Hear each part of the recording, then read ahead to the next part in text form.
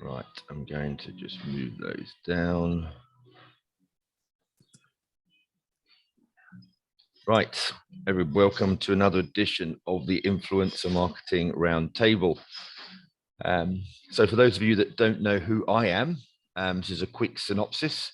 So I am the host of Influence, the global podcast that shines a spotlight on the influencer marketing industry, now on our 4th season. If anybody wants to listen to that, you can do so on Spotify, on any of the other leading platforms. I'm also the author of Influencer Marketing Strategy, and a new version of this is being published actually in Brazil as we speak, which is very exciting. So it'll be the first ever Portuguese-based influencer marketing book. So I'm really excited about that.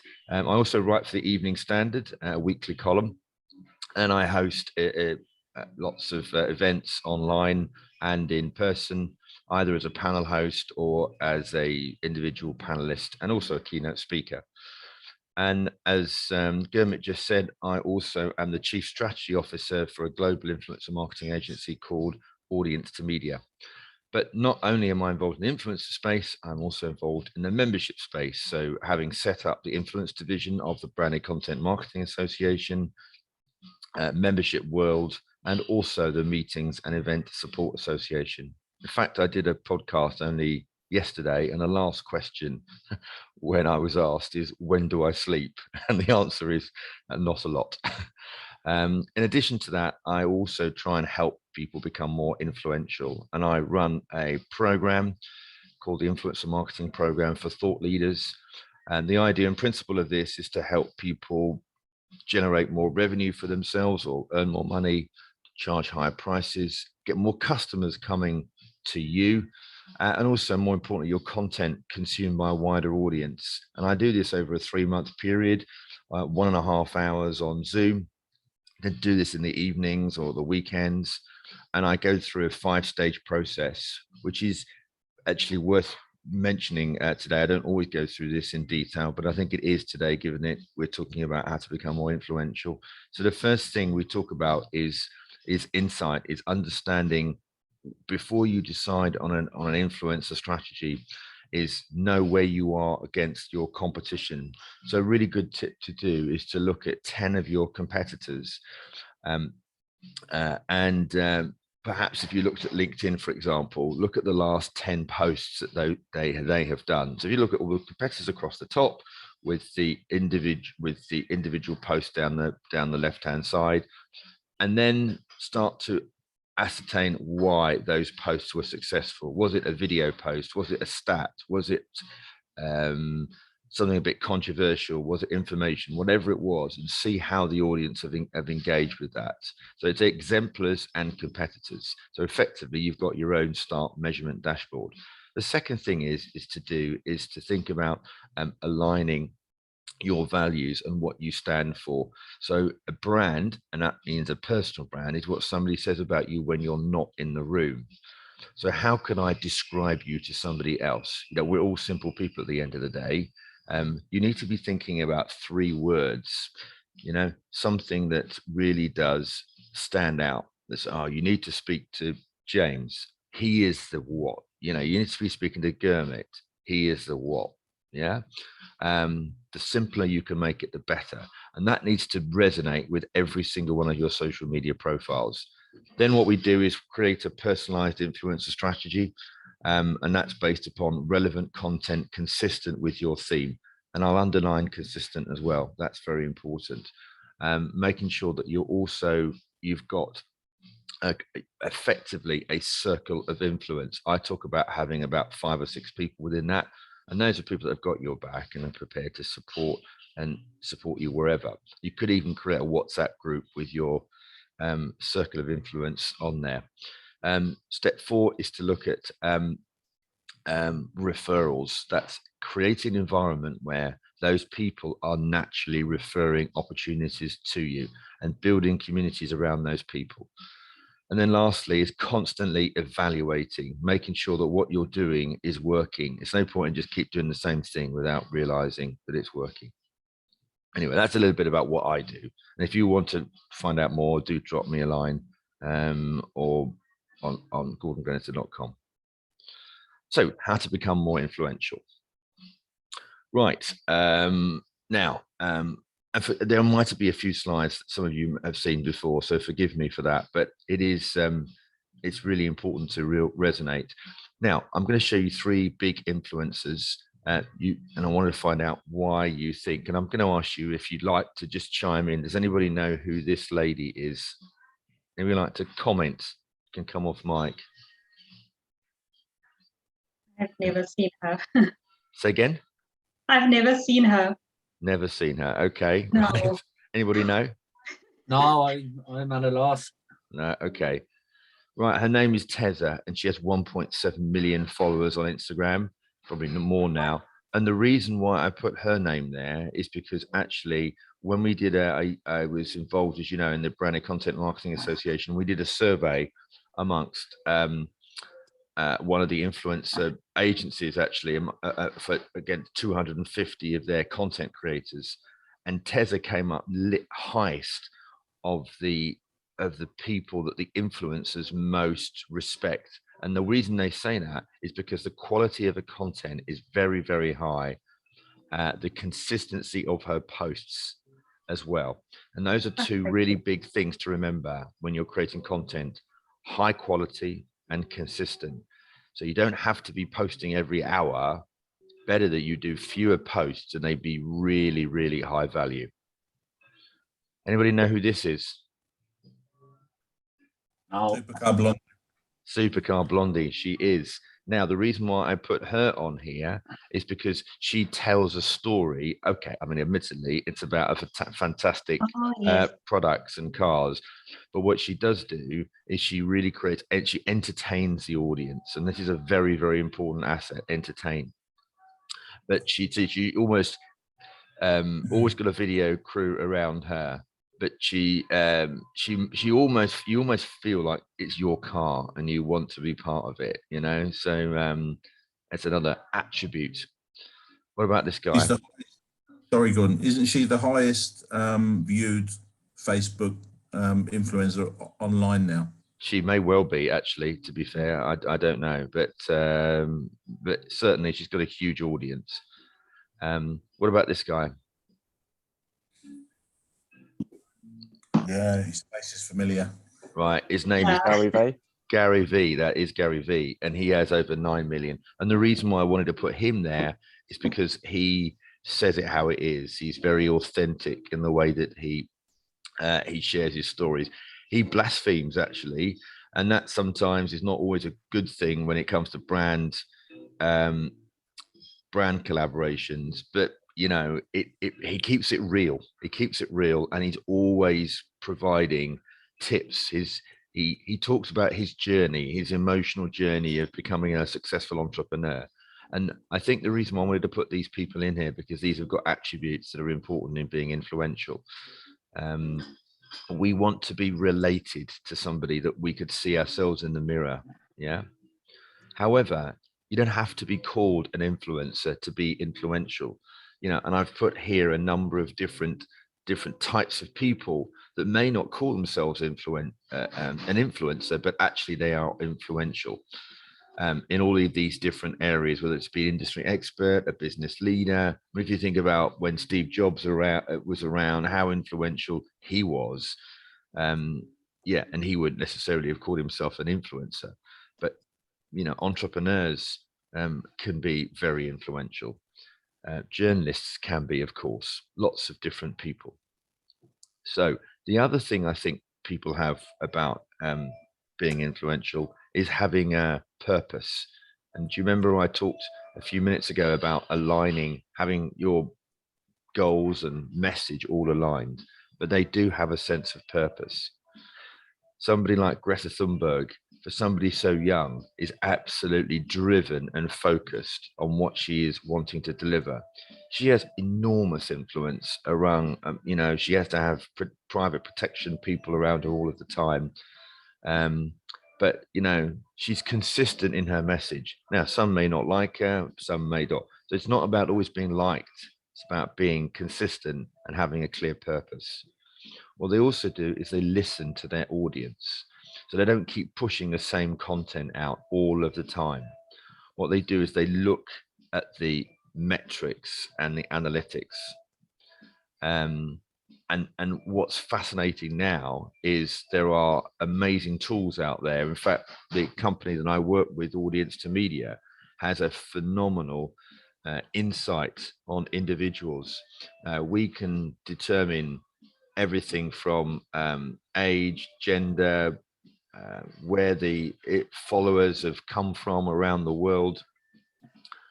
We can get a broad description, a broad idea of where they're the age demographic, what their interests are, how high the quality of their audience is.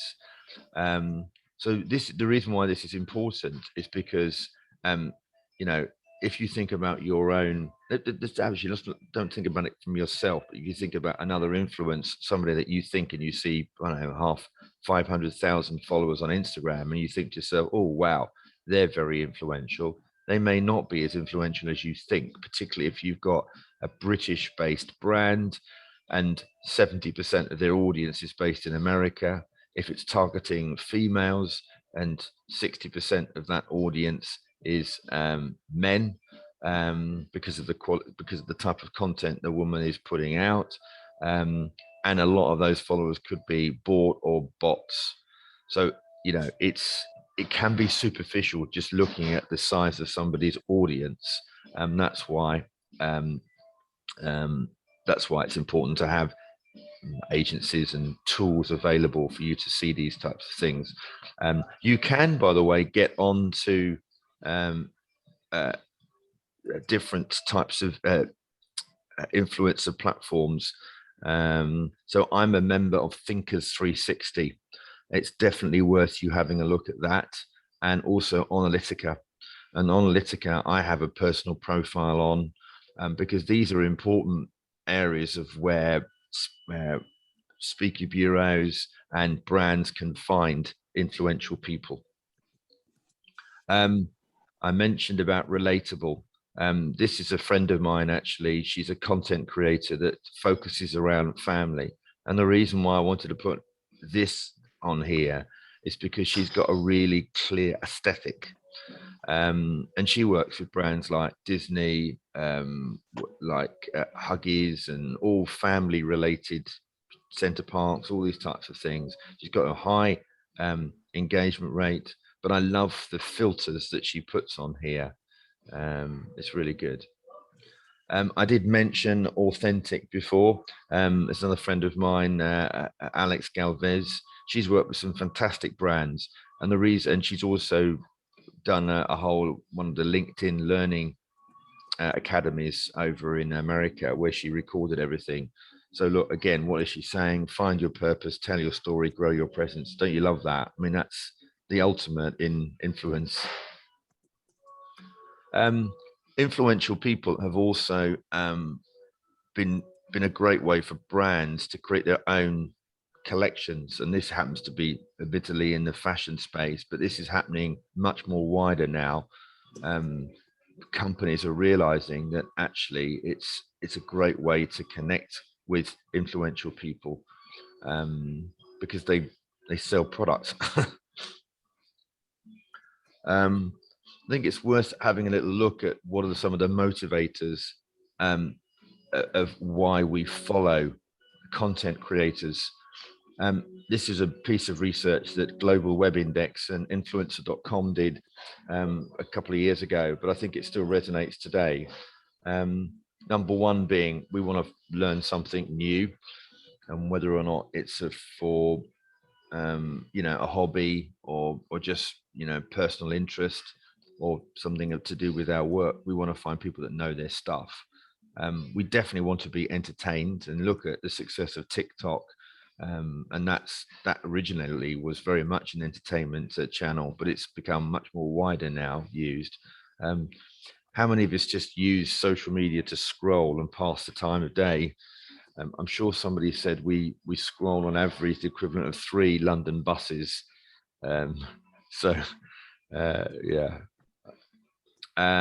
Shared interests and passions and gaining inspiration, all sorts of different ways in which we can engage with people. But the reason I say all of this is because if you're wanting to be influential, you need to be thinking about making sure that you hit these the reasons why people are doing it. You know, I mean, I always talk about being inspirational, educational, and entertaining. So when you're putting out content, making sure that you deliver against those. I wanted to put a little story here of an individual who was just 14. Her name was Tiana Wilson, actually, and she runs a YouTube channel. She has over 16 million subscribers onto it. And this was in Bradford, which is in the north of England. And it was a shopping center. She actually has her own collection and range of products, as you can see in the middle photograph there. But 20,000 people came to see her pop-up shop in just 2 days. And you can see in the bottom left, you know, how much the people were queuing for 5 hours. And when I was reading some of the press around this, and even then there was some rain. So sometimes I just can't get my head around this, but it just shows you how successful somebody can be when they really do tell their story in a great way, and they know their audience. Can you believe there are digital influencers? Little Michaela here now has over 3 million followers and just has all the hallmarks of reality, but she's not. She's a robot.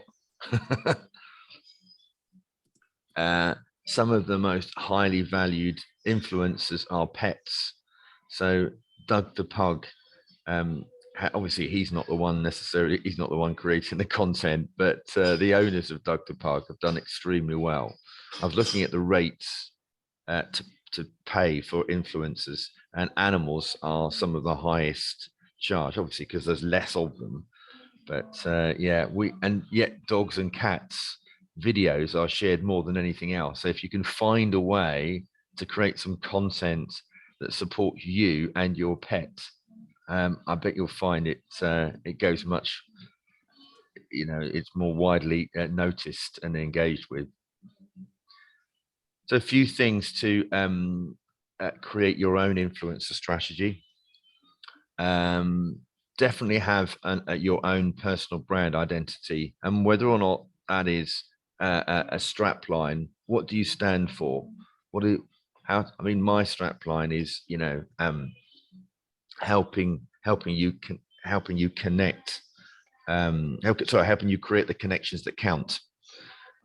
Because what I'm all about is building relationships with people, but the right people. You can also write articles and research. So for example, on the right hand side, that was something I did called the Social CEO Report, where we analyzed over 100 CEOs of trade bodies and professional membership bodies. And I partnered with a print management company, Synergy, and an influencer B2B platform called Analytica. And I didn't pay for any of that. Admittedly, I didn't get paid for it, but I didn't pay for it either. And I was able to send that out to 100 chief execs of those trade bodies, which at the time are very much my target audience. So, you know, it's a great way to build credibility. Collaborate with those with engaged audiences. And what I'm really saying there is you're wanting to rent somebody else's audiences. And effectively, this is about having a really good, strong sort of circle of influence. I mean, I tend to, when I go onto LinkedIn, anywhere that's got the word connector in their profile, these are the people that I hunt out, because naturally, if people are connecting, it's what they do very easily, and they tend to have big audiences. And that's the sort of people I want, or people that run big membership platforms, because if I'm tagging those in posts and supporting them, they're more likely to do the same for me. By the way, when it comes to networking and reaching out, one thing I would say is treat it like a bank. You know, you wouldn't take a deposit you can't take a deposit out of a bank until you can't take a withdrawal out of a bank until you've made a deposit. And it's the same principle here, which is effectively, building, giving and supporting people first before asking for something in return. Daily posting creates consistency. I know that's not always possible, but that may well be that you don't just post on your own, you are commenting on others. That also is important. Definitely building advocacy and awareness is very important for you. Attend panels and speak at events. So one of the things I do, if ever I'm a speaker, I always make a point of connecting with the other speakers at the event. Even if I'm not able to go and visit their session, I will say, look, I'm going to be at the event. Perhaps we can meet up. Best of luck for your session. Now, the likelihood of me connecting with those people is very high on the basis that I'm in the same area, same event as them, if you will. If you can appear on podcasts, this is a really good way to get your message out to as many people as possible. And there are some great platforms which I can share with you if anybody's interested for you to have a look at. I said earlier, connect with Onlitica and Thinkers 360. Good. Okay. I'm just going to quickly share with you a little bit of a mini story about when I launched my book in 2021. It was supposed to be a physical book launch, which I was really excited about, but unfortunately, due to COVID, I couldn't. So obviously, you can imagine what I wanted to do is to make sure that I got as many comments and views from that post, given it was all about influencer marketing. So you'll see from the message there that it's very, I tagged a number of people. Now, I wouldn't necessarily say you should always tag that many people, but I only tagged those number of people because those were all people that were involved in the book itself. In other words, they contributed for me, and I used it as a way of saying thank you. I was very specific about what the book was trying to deliver, and a few hashtags as well. Obviously, also tagging the publisher. So a few little comments I thought you might like to think about is personal stories resonate a lot more. The more authentic, the more you can open up is the word I was going to say. People can relate to that. We love to see photos and videos. They captivate a lot more emotional response. Respond to all the comments with likes, and then add some more words around that. If you can add more than the word awesome, thank you, or something like that, if you can add a little bit more detail, I think for some reason the algorithm tends to like more than 6 words, because what it's trying to do is to stimulate conversation. As I said earlier, you can create this sort of small pod, maybe a WhatsApp group of people that are supporters of you. The reason I say that is because, and I did actually do that, to be fair, because the first hour is critical hour. So I did say to a number of people, I'm going to be posting this at 8 o'clock on the 3rd of March. Could you share, comment, or like this post for me? And of course, because they did that very quickly, sure, no problem, done. It's amazing how many people would do stuff for you if only you ask. As long as you don't do it all the time, but every now and again, it's worth doing. Now, don't just share posts without any perspective or commentary. The reason I say that is because, and I've seen that myself, if I've had an article in the BBC and I thought, oh, that's really good, I'm just going to share that, I've noticed that it gets very, very little traction because it's an outbound link. So again, LinkedIn is trying to keep everybody's content within the platform. So there's a way in which you can avoid having those, and you can't always, sometimes you have to, outbound links. And also, I'm following you, I'm not following the BBC. So what you could do is to say, look, following, I was really interested to hear today that there was a nice piece in the BBC about influencer marketing one of the things that was said was this, and this. My perspective on that is that, and that. But what do you think? That's a better way of putting it out. So rather than just sharing that post. You can definitely create your own personalized URL. If you can see that at the top, mine says influencer marketing #membership. So every time I go and put a post out, you know, what happens is people can see what I do, and it's just this subtle way of reminding people about what you do. And obviously it worked, because I got 16,000 views and I think 141 comments. And so, yeah, those are sort of my few little tips. There you go. I'm just going to come off the screen now. I mean, that's not massively comprehensive. It's just a few thoughts to help you become a little bit more influential. There you go. So, Gordon, couple of things. One question I've been meaning to ask you for, I think, since the beginning of time now. yes. Your book, is it available in ebook format, or is it hard format? Yes. Oh, no, it is available on Kindle. Yes, it is. Okay. All right. Yeah. Cool. Yeah. Cool. Yeah. No, do. And I just looked up Super Blondie, because I actually watch quite a lot of her content, actually, because it is very entertaining. She now has almost 55 million followers on Facebook, Has she really? and almost 10 million followers on Instagram. Wow, I need to update the slide then. I mean, but her YouTube is about 9 million, isn't it? What's her YouTube? I'm not sure, actually. I'll have a quick look for you. Yeah. Blimey. That just shows you then, doesn't it? Goodness me. Wow. She recently published, I say recent, it's probably within the last year, about her opening their very first office in Dubai. Really? And oh my God. And actually the fact you've just said Dubai, I mean, that was the perfect location for it.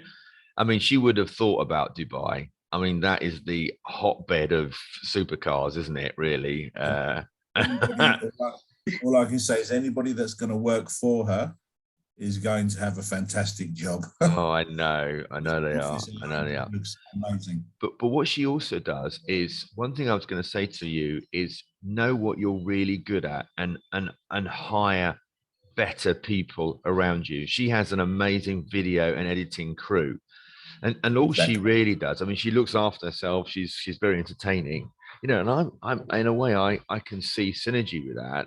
You know, yeah. I'm not an editor, and I'm not really massively active on social media, but I have other people that are.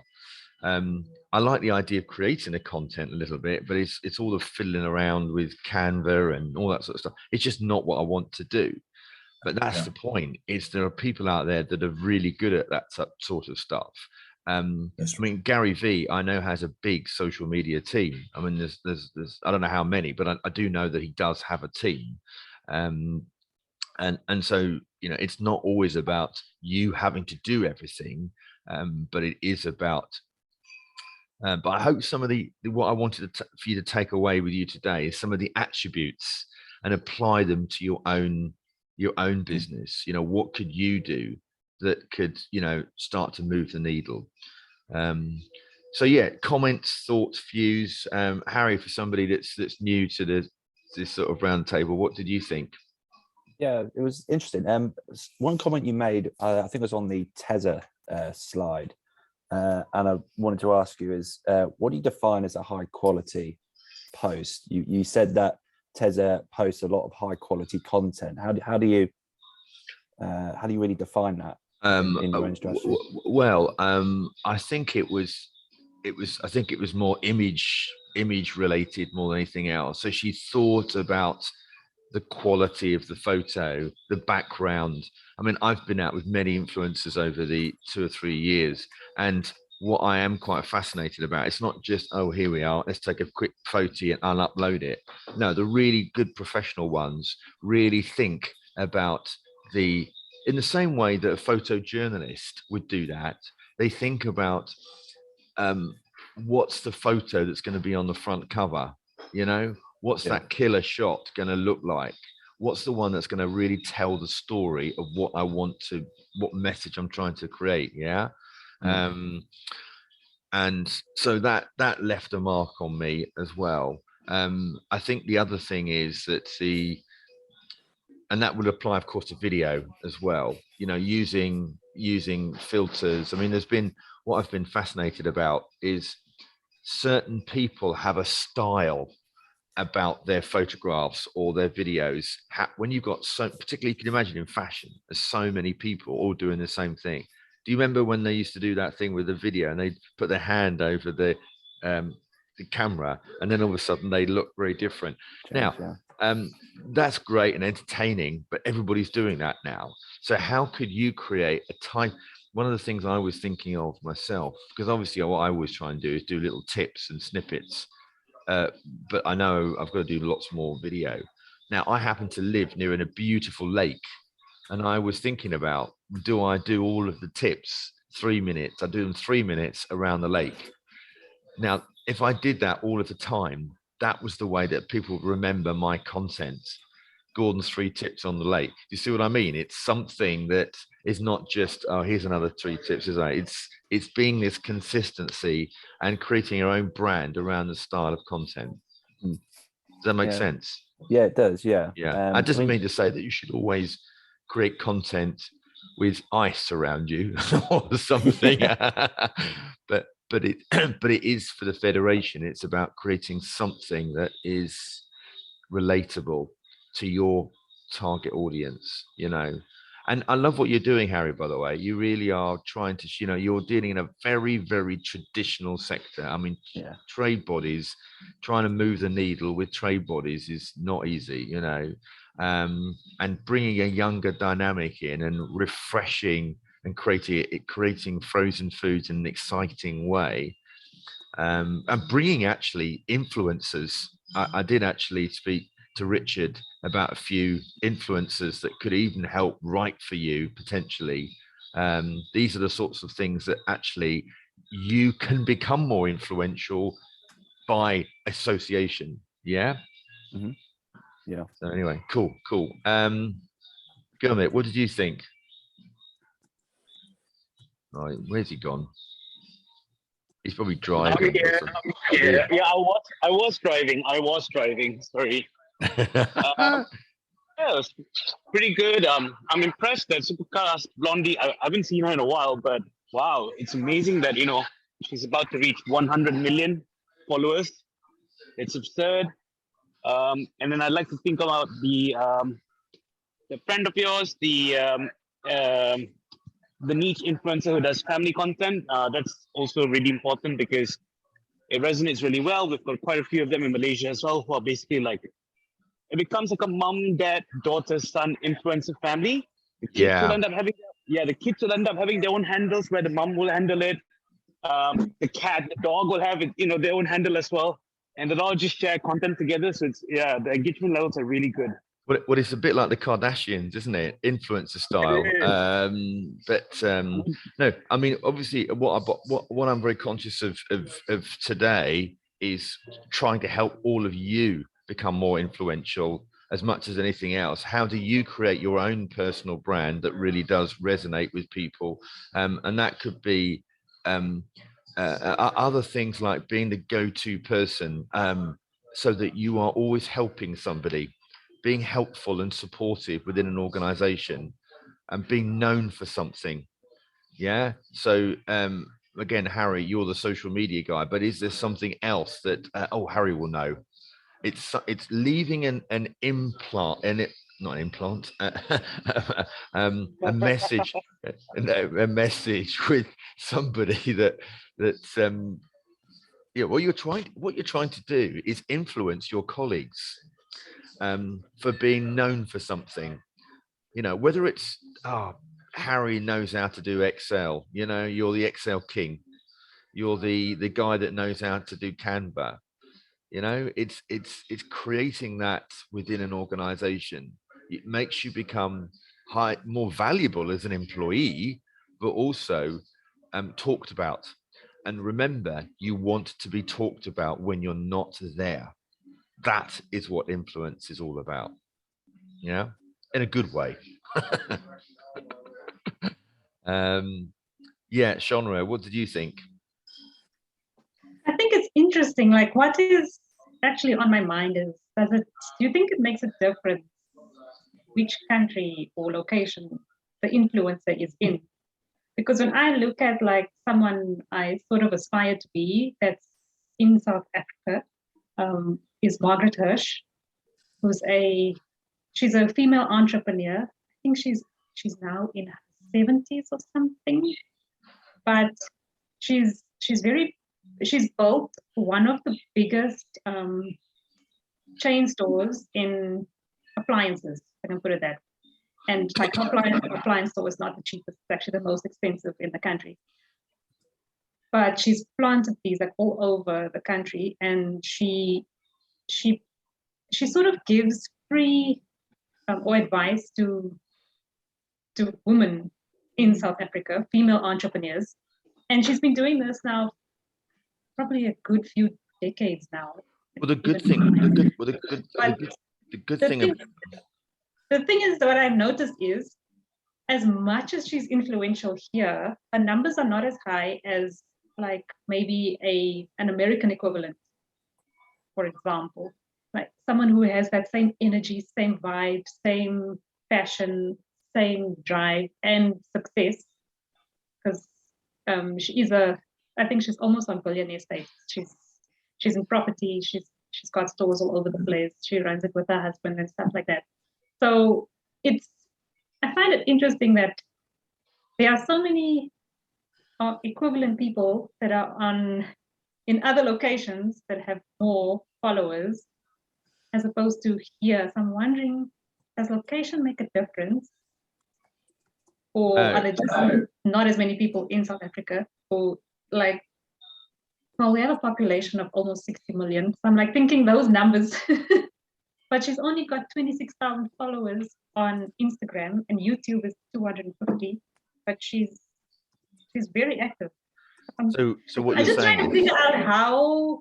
So what you're saying? So what you influence in South Africa? Like I need to think of it in my realm, because I've been trying to follow the American way of doing things, and doesn't seem to work in my way. Just my opinion. I run 3 groups that are growing from the beginning of the year. 2 of them are in place to support local businesses. One's called Support Local Business North Cyprus. The other one is Support Local Business Philippines. What I find is the engagement in the smaller group, which is North Cyprus, is much more prevalent because people care more. Yeah, fair point. Absolutely. Whereas in the Philippines, we're doing the same thing, and all they're interested in there is on a Monday and Thursday posting about their business. They don't give a damn about recommending somebody else or somebody else's business. Yesterday evening, I posted about a breakfast place in the mountains, which is beautiful. It's really nice. I looked this morning and there's 40 comments and people commenting on people's comments and liking and sharing and so forth. If I posted the same thing in the Philippines, I'd be lucky to get 3 likes. So I think somehow you need to find the culture of where you are for the topic that you're marketing. That's my input. That's my belief. I agree, John. I think we're very tribal, Shonray. I think we like to feel like we want to connect with people that are like us, that have common interest.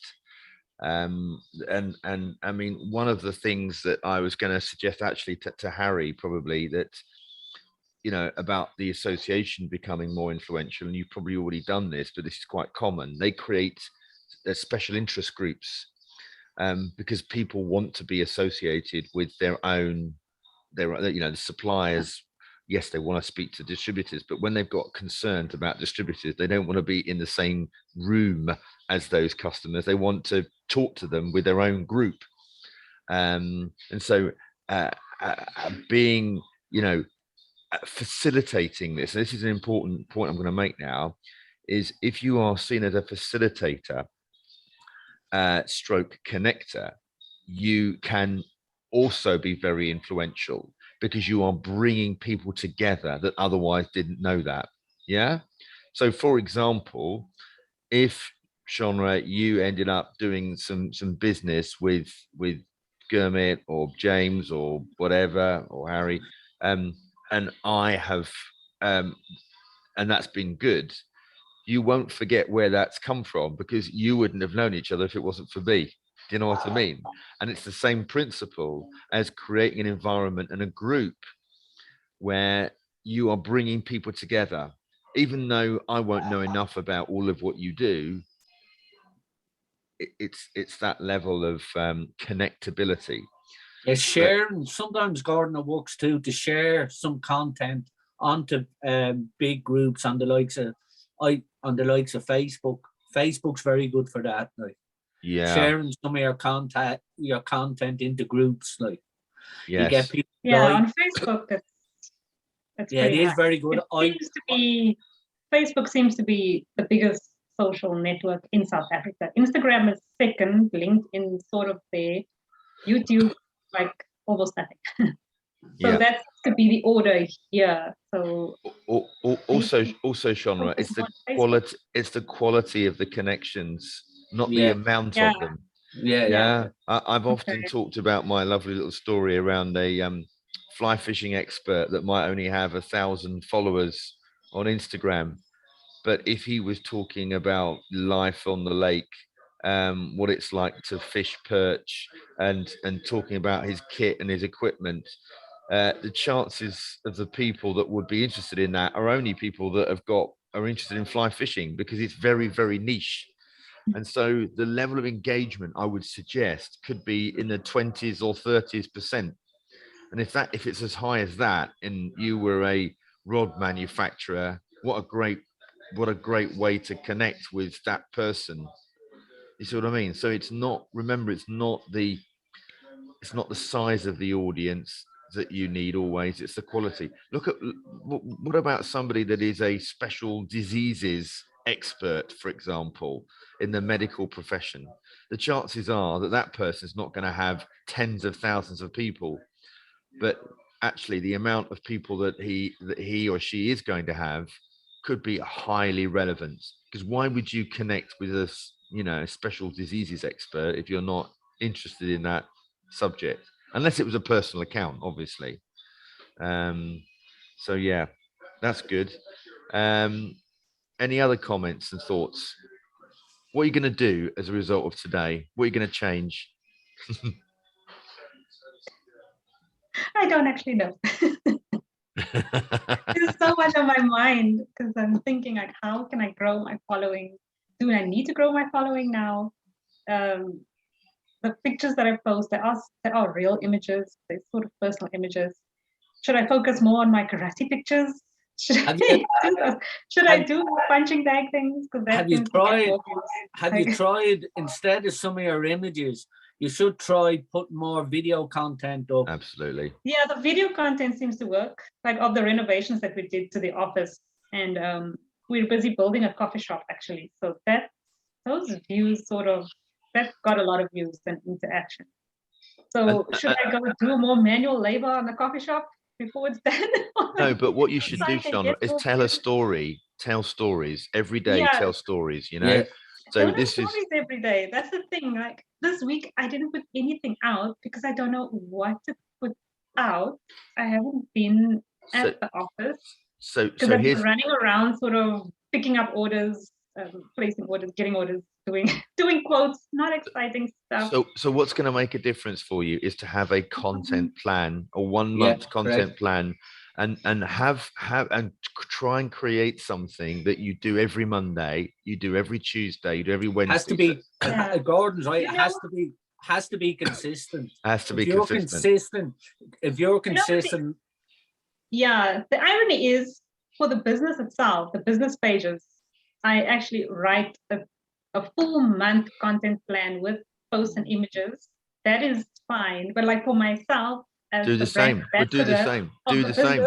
But I don't have that because I sort of want to have it be not spur of the moment, but when I'm out and about.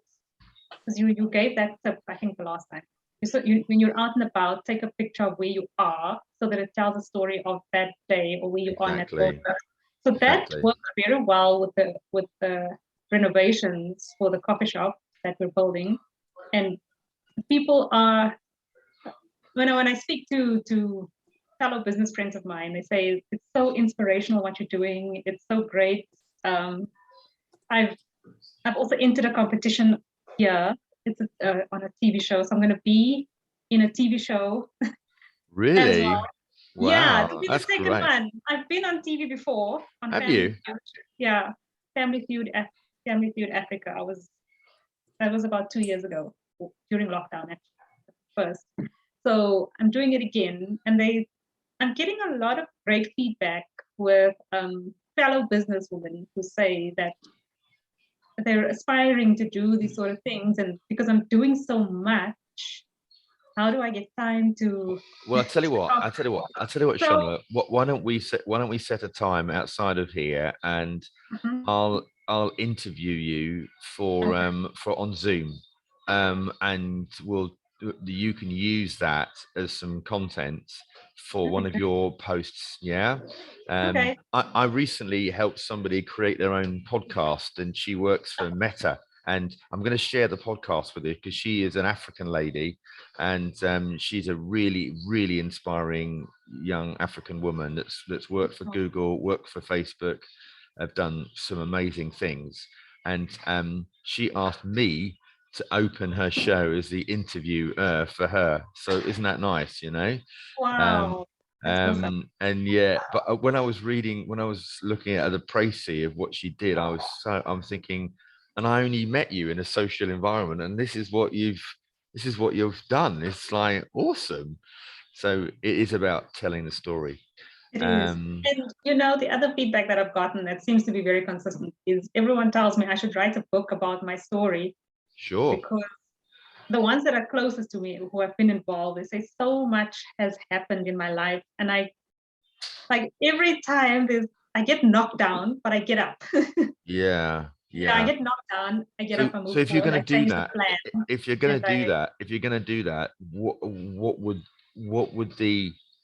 the reader profile be?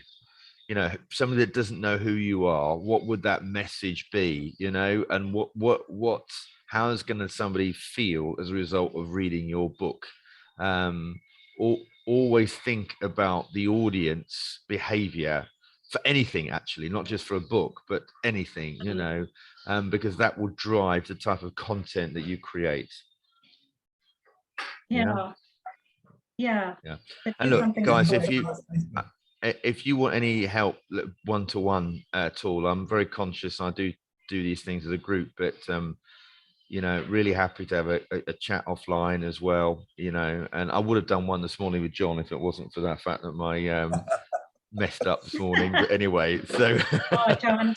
but anyway, right, guys, I'm going to have to shoot because I've got a meeting at 9:30. I really loved seeing you guys again this morning. What I was going to say is, can you help me a bit? Can you spread the word of this amongst the Facebook group and try and get some? I mean, we have had as many as 25 people on here as well.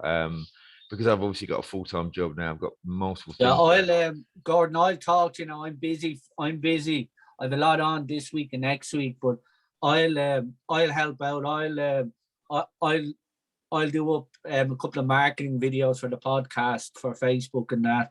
But it might be a week or two before I get around to doing it. That's absolutely fine, James. Anything you can do to help bring, you know, bring people into this little community and what we're doing is what I'll actually do, I'll organize it with you in the coming weeks ahead. I'll arrange to put up some posts on my on my groups and my page on Facebook. Maybe to try and even get a few more Irish people into the that'd be lovely. That'd be lovely. I'll talk to you about it next week, and we'll put a plan together next week. All right, you're a star, James. Lovely. Thank you very much. Thanks everyone. Have a good week. Yeah, good. Thank you, John and Sean Ray. And nice to see you, Harry. We'll have a chat offline actually when you get a moment. Yeah. Right. Cool. All right, guys. Bye-bye.